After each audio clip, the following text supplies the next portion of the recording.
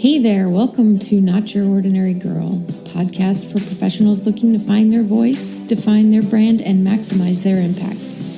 Episodes are a collection of lessons from real life, interviews with people doing incredible things, tips and tools to get you on your way to realizing your infinite career possibilities.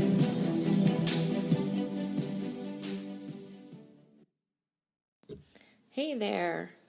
So today we're going to be talking about difficult bosses. Probably something that most of you out there can identify with. I know I've had a few along the way, both for good and for bad. I mean, difficult bosses can come in a variety of different forms, right? You can have the micromanager who's constantly watching over every little thing that you do. You've got the supervisor that's never around. And then when something comes up and you need direction or you need approval, then you can never find them. They don't respond. And then you've just got your shady boss who you don't respect. You find them to be dishonest or immoral or just unethical. That's one of the trickiest ones to deal with because you don't want that to land on you.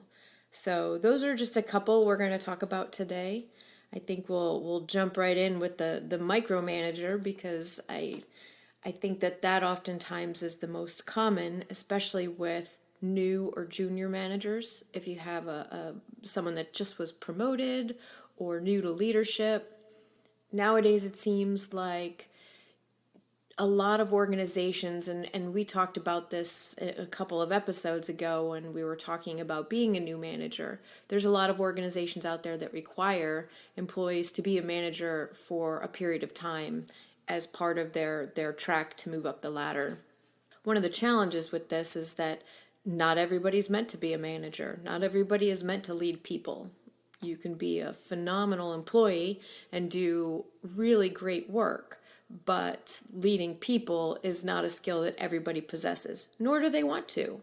And that should be okay, but unfortunately that's not the way it works with a lot of organizations. So we as employees sometimes get stuck with one of those managers that's in that position where they want to move up the ladder, and in order to do it, they need to manage people, and they don't know how to manage their way out of a paper bag, right? So one of the ways they compensate for that is they become the ultimate micromanager because they don't want to mess it up, and they want to make sure that they are keeping track of everything that's going on and making sure that things are being done in the manner in which they would like it done.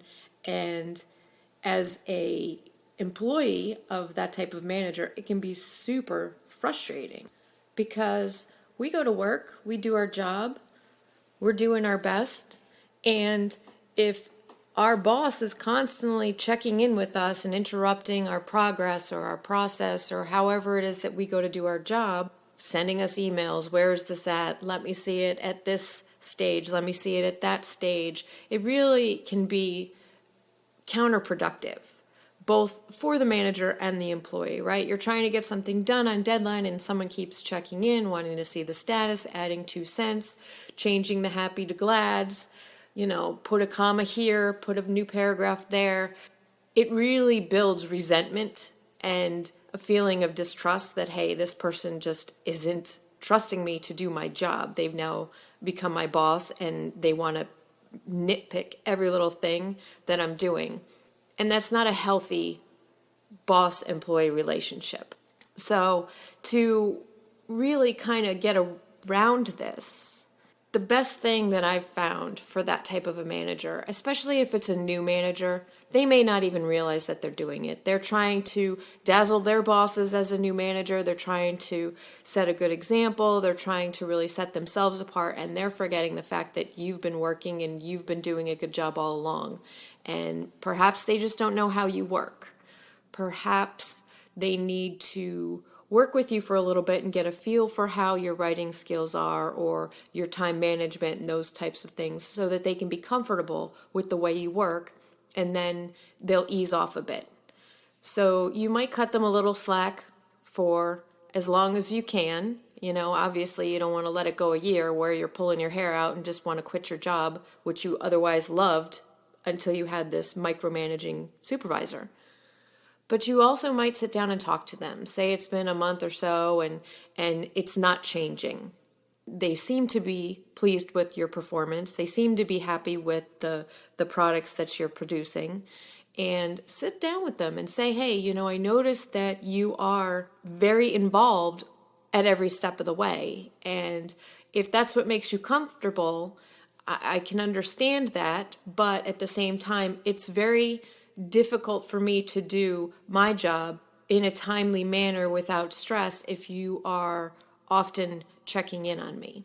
And this is where it kind of depends on their temperament, right? I mean, we all work with people that are hot-headed or impatient or very thin-skinned.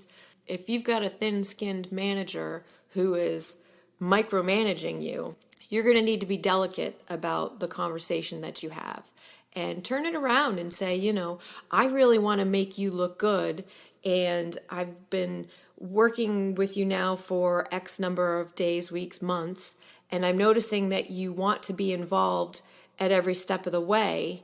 Is there a way that we can come up with an arrangement of how I can be providing you updates that are not impacting my workflow? Because I really don't want to set you back on time because I'm stopping what I'm doing to provide you updates when I could be keeping things on track.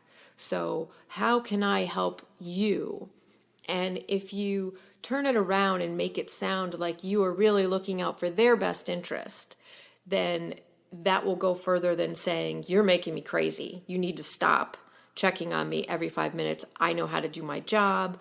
So that's obviously not going to be your best approach. Sometimes this is difficult because we get really frustrated and then we lose our temper. But I would encourage you to take a minute before you send that email and consider the type of temperament and the type of personality that manager has, and really kind of address the conversation with them on how you can be most successful. And like I said, they may not even know that they're doing it. They may not even realize it. So you might talk to them about it that way and say, I'm not sure if you are aware, but I am driving towards this deadline and trying to get it done because I want to make sure that you have your deliverable in time for wherever you need to take it. But it's slowing me down when we're checking in at all of these incremental stops. Could we perhaps meet weekly or meet quarterly or meet every other day, or however it is that they would feel comfortable to go over your product for the entire day, but at least give you a few hours to actually do some work rather than emailing you every hour to check in on how things are going, because that's really impeding the progress. Hopefully that will go well and they will understand that it's in their best interest to give you a little bit of rope. There are some people that are going to micromanage you until the time they're not your manager anymore, and that's just their style. And that'll be something you'll have to come to terms with if it's something you can live with. Hopefully, as they get to know you, they might back off a little bit. There are lots of people that do that once they build that trust, but there are also others out there that just never will. That's just their style. In that case, it's tricky, right? I mean, this is your boss, this is your job. What do? Do you want to get a whole new job because your boss is driving you crazy and probably will be for a while? I don't know. I mean, there's a couple of different approaches there. You can really bust your butt and help them get recognized and hopefully move further up the chain, and then they'll micromanage somebody else. You could look to align yourself with another supervisor perhaps, and maybe just as an unofficial mentor, something along those lines. And you might talk to some of your colleagues and ask around subtly, of course, and quietly about whether or not this manager is doing that with everyone. Perhaps it's just a personality thing between you and that supervisor. For some reason, they may have the idea that they can't trust you and they need to micromanage you. And that would be something that you should be able to correct if you are doing the job that they expect you to do. Perhaps you need to come together and get on the same page about what their expectations are, because for some reason you may not be meeting them. And it may be totally on accident, something you don't realize. And if it's something where you just work differently and it's a different personality, then, some of that's on you to make sure you take ownership of the fact that you are not meeting the guidelines and the objectives of your supervisor. We're unfortunately, as employees, we all have a boss, and not all of them are going to be of the same mind. And sometimes you just got to do what the boss says you got to do, whether we like it or not, provided obviously it's not doing anything shady or illegal. And we'll talk to that type of manager here in a bit. Dealing with a micromanager can be really frustrating. Take a deep breath, try to consider where they're coming from, think about their experience and why this might be happening, ask around, and find out if it's just between you and them, if that's just their style, and see if you can't sit down and talk to them a little bit and come up with some kind of arrangement where you both might be comfortable, some kind of a compromise where you can be reporting out a little bit more frequently, and they will feel comfortable knowing where things are at, and hopefully over time that will develop such that they'll have more and more trust for you, that they'll give you a little bit more rope. So the opposite to this is the boss that's never around. I've never had one of these where they come, they're new to your team, they tell you their expectations, and then suddenly they're just gone. They don't answer email, they're never in their office. You have no idea what they do all day or where they are. They're always in meetings or appointments or wherever they are. And you've got the type of job where you need to check in with them, or you're just the type of employee who's used to having to check in. Maybe you had a micromanager before that you got along with really well, and now you've got this boss that's just never there. And you are constantly getting stalled out on what you're doing because you can't track this person down. That can be really frustrating. I've had jobs where you were waiting around for feedback or approvals on things, and there's other people, perhaps your employees, are bugging you, asking questions, and it puts you in a tricky spot because you don't have the power to move forward without these approvals, and you can't find the person to give you the approvals. So do you go out on a limb and take the initiative? Perhaps. Do you go over their head and say, hey, I can never find this person? Perhaps. Both of those sound a little risky to me and could be detrimental to your career in general.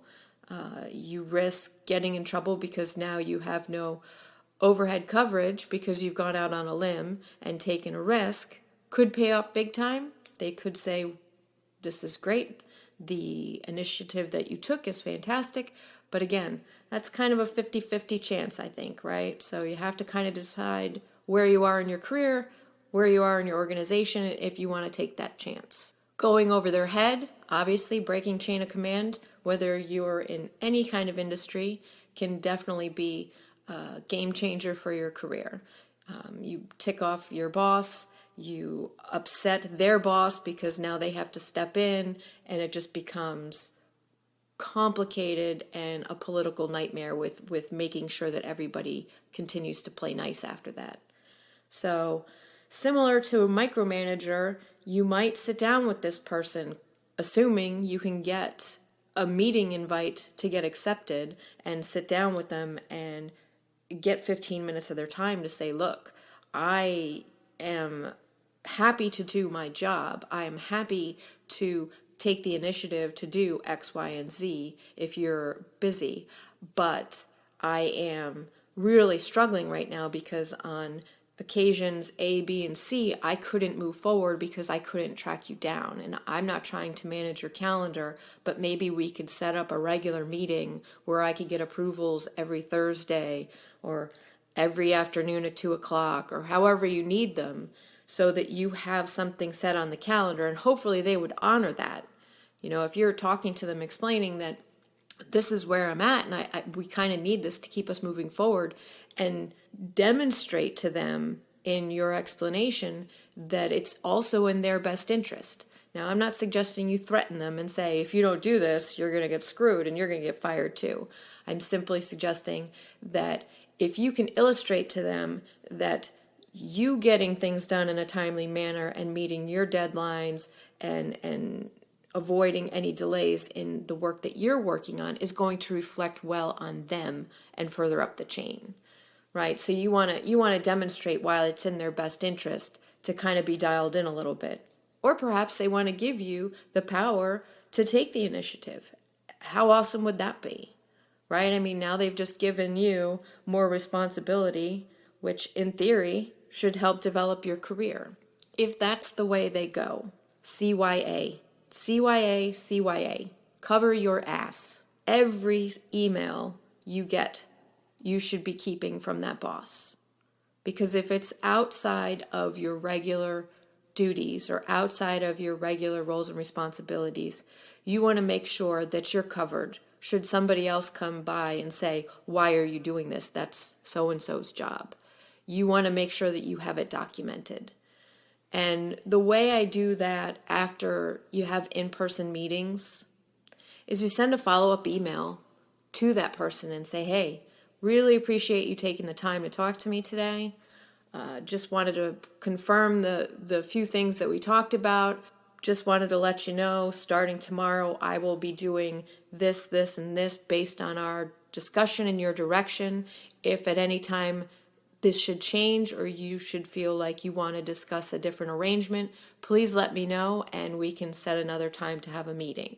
Send it out there. Hopefully you'll get some kind of response to them, but most emails nowadays use Outlook, and you've got your confirm receipt. You can put the confirm receipt on something like that, and then you make sure that they've gotten the email, right? So then if their boss's boss comes by and says, why are you signing off on these things? You can say, look, I met with my boss.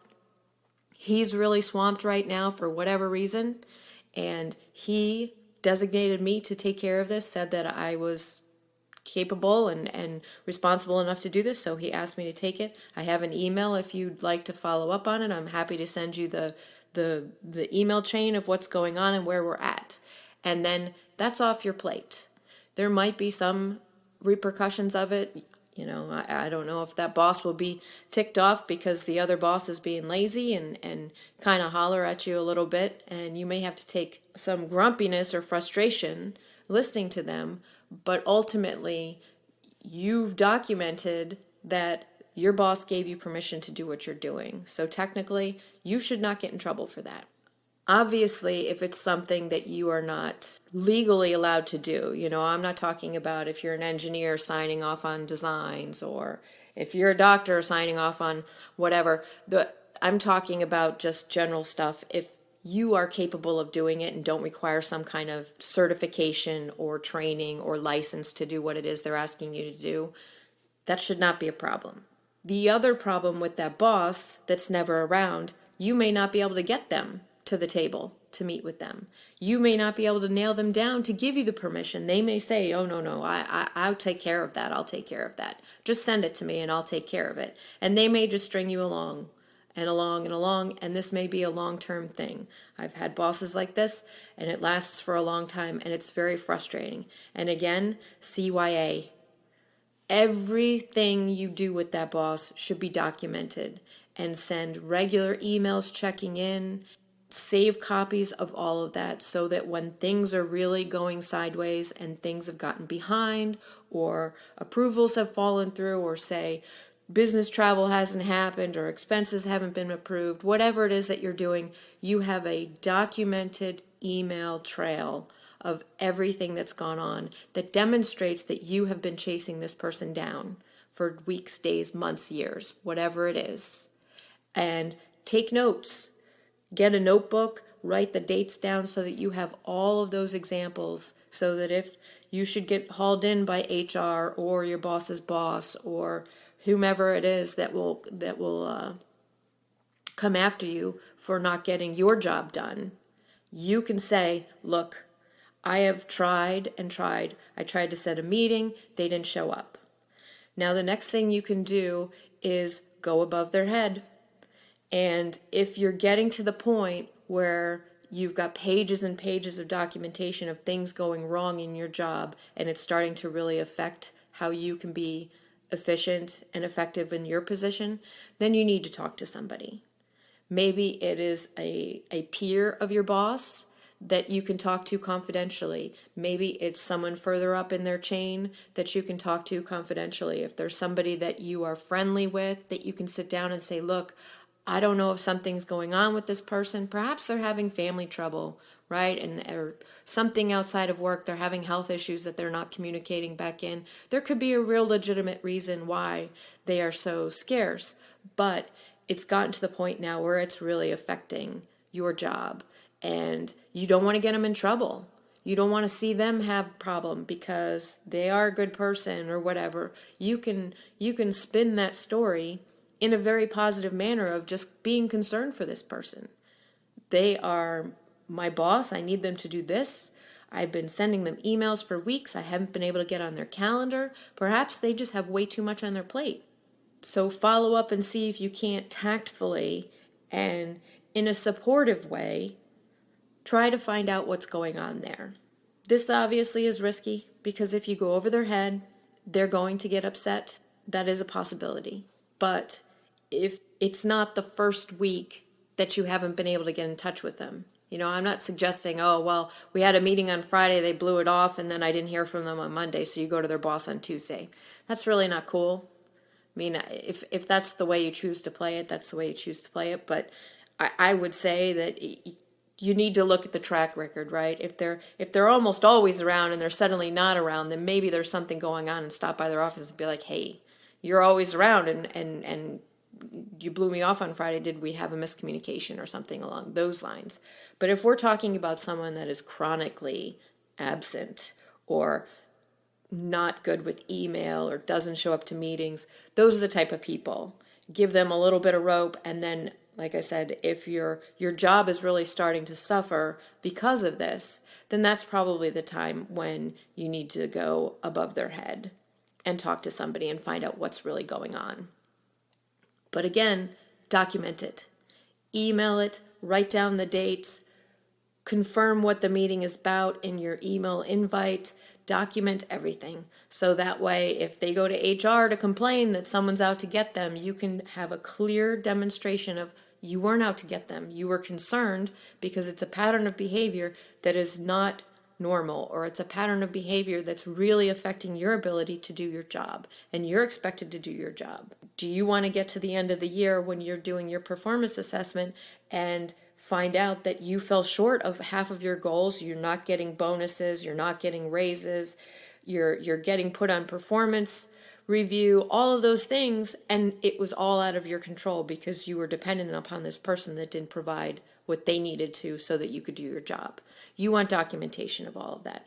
And you don't want to let it go too far. You don't want to let it go too long. You don't want to go a year and get to that performance and have your boss or someone further up say, well, why didn't you talk to somebody? Because at that point, you should have talked to somebody about it, right? If it is significantly impacting your ability to do your job, then it's your responsibility to reach out to somebody about that. Because at that point, then it's on you because you're not doing your job. You're allowing somebody else. And again, politics are tricky there, so you have to kind of dance around it. It is not a fun conversation to have, and it will be stressful and probably make things a little uncomfortable around the office for a little while, but in the long run, you have to look out for you. So you need to cover your butt and reach out to somebody that can help advocate for you and figure out either A, why this person's not doing their job, or B, get you somebody that will so that you can continue to grow in your career. And the last type that we'll talk about is the shady or unethical boss. So this one's the trickiest one, I think, because a lot of that is up to the eye of the beholder. What you find to be shady and unethical, other people may be a little bit less stressed about. Everybody kind of has their sliding scale of what they're willing and unwilling to do. Me, I tend to be pretty black and white. If it's legal, it's legal. If it's not, it's not. But there's a difference between what's legal and what is ethical. And there's a whole gray area there. So if you've got a boss that is asking you maybe to steal work from some other team or kind of sidestep the rules to get the best time on the conference room or things like that. It could be something as simple as stealing coffee from the break room, right? I mean, there's a ton of ways that employees can be unethical. If you have a boss that's asking you to do things that you shouldn't be doing, first of all, determine if you can politely say, I'm just not comfortable doing that. If that's how you choose to do things, that's totally up to you, but I'm not comfortable doing that, so I would like to continue doing it this way. For instance, I used to travel a lot internationally, and it was always interesting to hear how different organizations and companies handle per diem and how they pay their employees for food and lodging and things like that when they go on travel. There are different rates for domestic travel and international travel. There are companies that pay actual prices. So if you bring them a receipt, they'll just pay you for the exact amount that you spent. There are other organizations that pay you a standard flat rate that you can find online, like the government has a flat standard per diem rate for every city, state, country. So there are a lot of different ways that companies can pay their employee for things like that. And there are a lot of rules associated with those rates. And as an employee, it's incumbent upon you to understand the rules and submit your receipts or submit your expenses, however, have been defined by the rules of that organization. Well, as I'm sure you can imagine, there are tons and tons of ways to cheat those systems. Tons of ways.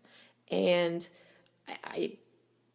I heard tons of ways while I was on travel working with different people. Oh, well, you can get this paid for if you do this. You can get that paid if you do that. And frankly, in my opinion, getting paid to eat somewhere when I'm on travel seemed like a really cool gift in and of itself to try and figure out how to get an extra soda or have them pay for my beer really seemed kind of ungrateful because getting paid for my dinner in of itself seemed like a really good perk. I mean, I was already getting a salary and now you're going to pay for my dinner too? Okay. I mean, back home I have to pay for groceries. No one's paying for my groceries at home.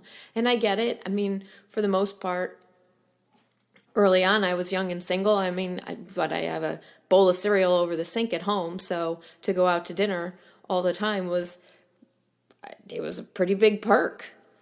There's other people that are away from their families and their wives and their husbands, and I understand that sometimes folks feel entitled to that because of the inconvenience of having to be away from their home. But at the end of the day, you are being given an allowance for your food and your lodging when you're on travel, and it is up to you to understand the rules of what is allowed and what is not and stay within those rules. And again, in my opinion, they were pretty generous, the rules. I mean, I never went to any country or state where I was not able to find a meal that was within the cost that was allotted to me. That's just a really good example of how you can be shady. Is it stealing? In my opinion, yeah, I think it kind of is. Is it breaking the law? I guess, again, it depends on where you're working. If you're working in government, I'm not sure if it's a law that the rules are, but it's certainly unethical. If you're working in corporate, again, probably unethical if you're cheating the system when you're on travel. And this is just, I mean, that's the low-hanging fruit example that I can come up with in my head with ways that you can cheat. And if you're traveling with a boss and the boss is showing you how to cheat the system, get more money out of your organization, you might just say, I don't really need to do that. I had plenty to cover my meal tonight. I'm fine. That's how I'll handle it. If you're with your boss and they are suggesting that you can game the system to get more money on a trip or, get better work from another team, those kinds of things. If they're suggesting that kind of behavior, I would say that your first action would be try to sidestep it. If you are uncomfortable with anything they're asking you to do or suggesting that you could do, try to just sidestep and say, oh, that's good to know, that's good to know. And if they're not approving things or not seeing things, then just do it the right way and submit it. You don't have to call them out and make them feel embarrassed that, oh, you're such an unethical person. I would never do that. What's wrong with you? Probably not the best approach. If they are going to be seeing what decision you ultimately make, you might just say, I'm really not comfortable with that. If they're going to be seeing what decision you made based on approvals, if they have to sign off on your expenses or something like that, you might just say, I'm not really comfortable with that. I had plenty to cover my meal. I'm good with that. I make a good salary. However you want to couch it, but short and sweet is probably best without long explanations, because again, you don't want to make them feel like they've just been judged. I kind of think that most people know when they're doing something they shouldn't be doing. And oftentimes, when someone's doing something they shouldn't be doing, I feel like they either want it to totally slip under the radar, or they want other people to be doing it too so they don't feel as bad. They can justify it, right? They can say, oh, well, I'm not the only one that does it because I mentioned it to so-and-so and they're doing it that way too. So kind of misery loves company. It's kind of along that same line, right? If someone's doing something shady, it makes them feel better to have someone else doing it, because then they don't feel like they're the only ones breaking the rules. And hey, maybe if other people are doing it this way too, then it's really not that bad. And perhaps that shouldn't be a rule anyway, because that's just stupid. If we're all doing it this way, then that's the way we should do it. If they are forcing you to do something or making it very difficult for you not, or for whatever reason, if you say that you're not going to do something unethical or shady that they encourage you to do or recommend that you do or suggest that you do, and you start seeing a pattern of retaliation, perhaps you don't get to go on the good trips, or perhaps you don't get the good projects anymore, or you're starting to see that there is something going on with respect to the relationship that you have with this person, this supervisor, because you don't choose to live in their world of, gray areas. That's when you need to really pay close attention. I would suggest, again, I'm all about the CYA. The very first time that someone suggests to you that you should do something that isn't completely above board, make a note of it. I'm not saying that you need to submit it to HR, call their boss. I'm not suggesting any of that. I'm suggesting that you write it down in your notebook. You have a file at home. Write it down at home. Just keep track of it, the day, when it was, what went on, and the details of it. Because nothing may come of it for months or maybe a year. And then something may come up, something similar, and you can't quite remember the details or what it was. Then you can go back and look in your notes and say, oh, gosh, this happened last year too, and write that down again. And then maybe it doesn't happen again for a couple months. But now you're starting to see a pattern, and you've got the notes behind it. And now you're starting to see that your projects are changing, or your performance rating is changing.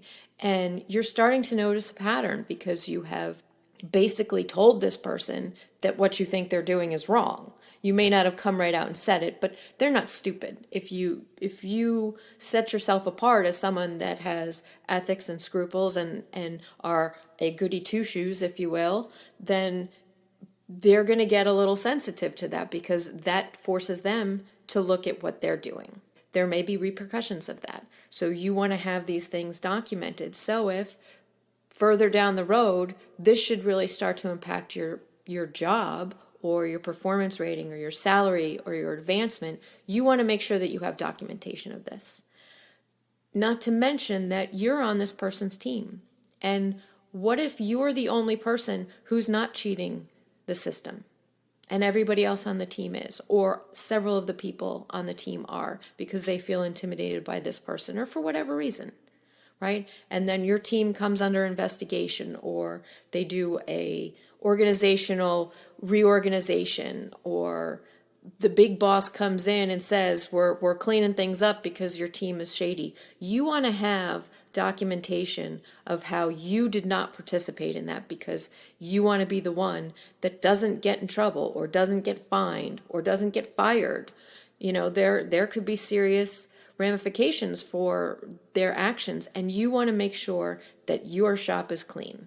You want to make sure that you've got evidence to back up the fact that you did not participate in whatever that was going on. So it's in your best interest to document these things as they're happening.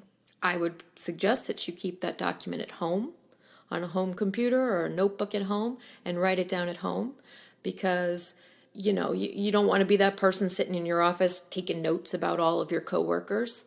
Probably not the best idea. You leave it there overnight sometimes, someone goes snooping. You never know. Plus, you go home, you sit down, you collect your thoughts, you document what happened, and you keep it there. And then if something comes of it all, then you can bring that notebook in. Maybe you have to meet with the HR. Maybe you have to meet with the legal department. Who knows what it is that happens?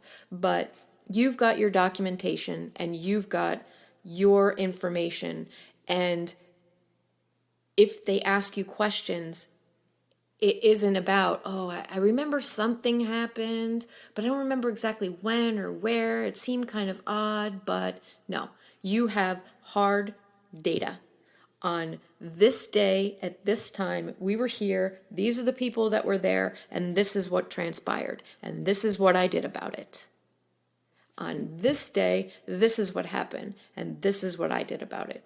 And if you can bring that document in and open it up and demonstrate that, you've kept very good records about this, you will be much more credible than someone that is scratching their head trying to recall facts from a month, 6 months, 6 years ago. Who knows when it'll come up?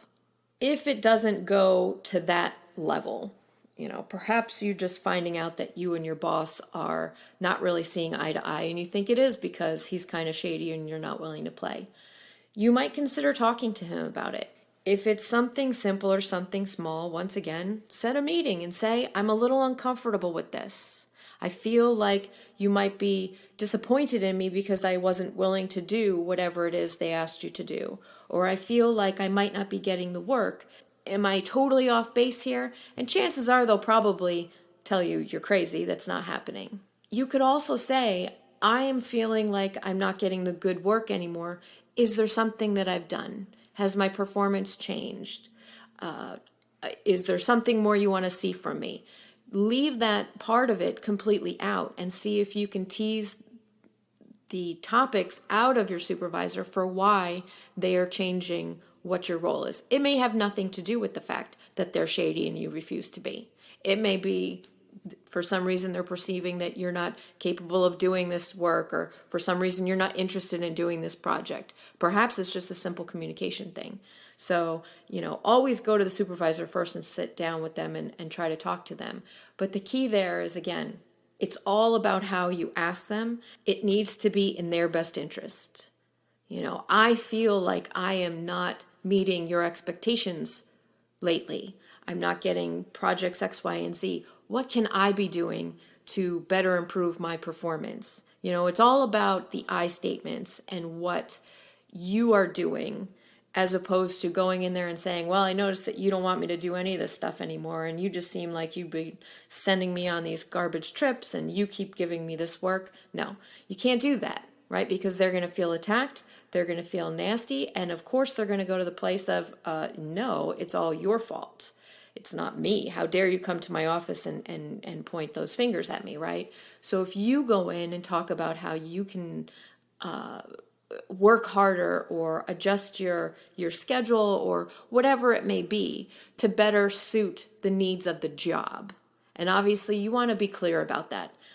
You didn't go in there to kiss their butt and get wrapped around their finger to do whatever it is they want you to do. You're going in there for the betterment of your job. Okay? You want to make sure that you and your supervisor are on the same page, shady or not, because shady people are sneaky. So you have to be careful about when you go in there and say, look, I was moving along. I was doing very well. I felt like I was making good progress in my career. And for whatever reason, it seems like things have slowed down. Have you seen a change in my performance that I can make adjustments to improve my situation? Is there some training I should be looking at taking? Do you feel like my skills in area whatever are lacking, and is that something that I can take a class in or take a training or shadow somebody else? Should I find a mentor? Should I find a coach?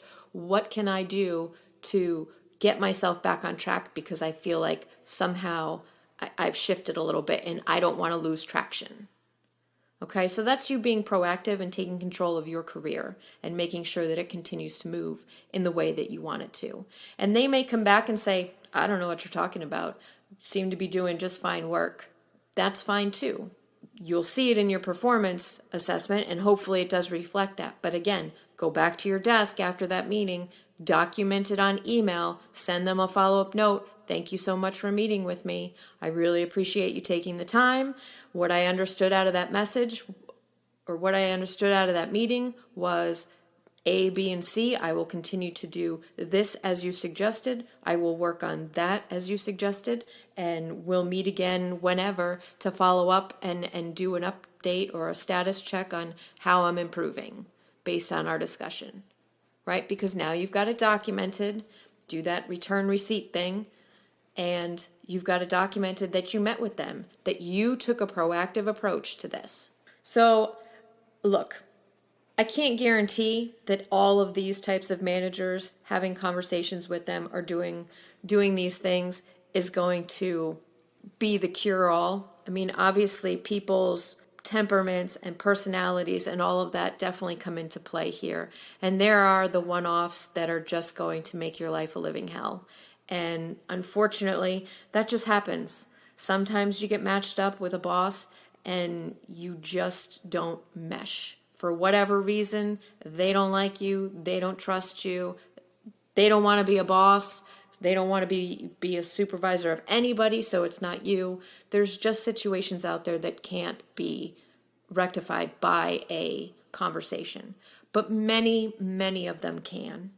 And holding people accountable for their actions, both managing up and managing down, is key.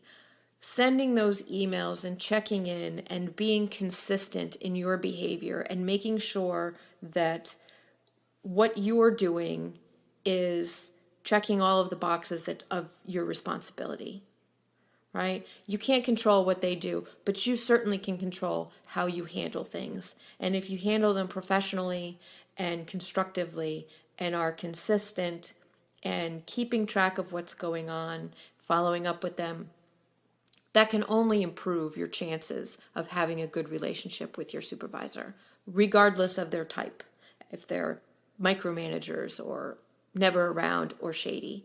It really is up to you to make sure you define how that relationship is going to go and keeping up on it. You know, if you go in there and say to one of your managers, let's set this up where we come every week and we meet, and then you start falling off on it, well, now it's kind of on you, because you went and you asked to develop this relationship in such a way, and then you falling down on how you should be doing things. So you want to make sure that you're ready and prepared to really do what it takes to make sure you can build that relationship. So make sure you document everything. Keep track of your conversations. Document everything with emails to follow up for all of your meetings with your supervisors, keeping track of everything that they directed you to do or directed you not to do, and then keep your notes at home for anything that goes on that you might want to draw from in the future. If things go sideways and you want to make sure that you have all of your ducks in a row, you'll have your notes that you have at home, you'll have your email trail that you've got from confirming with your supervisor. And, you know, if you think that it's really shady and those emails will disappear, print them out. Print copies of them. Save them that way. However you think you need to work in order to cover your butt should something happen. Because ultimately it's your career and you're in charge of it. So with that, good luck with all of your bosses, however they may be. I hope that most of you have some really cool people out there. I know I've worked with some awesome managers, so I know they're out there. And I hope that if your bosses aren't awesome right now, you're able to have conversations with them and develop a relationship that is going to be productive and pleasant for both sides. Have a great week. All right, so thanks for tuning in to Not Your Ordinary Girl. I hope you enjoyed it. Head on over to notyourordinarygirl.com and subscribe so you don't miss an episode. Feel free to drop me a note with any topics you'd like to hear about or feedback, and please go ahead and recommend me to your friends. Until next time, remember to always stand up and be confident, stand by all that you do and say with integrity, and stand out, because after all, there's only one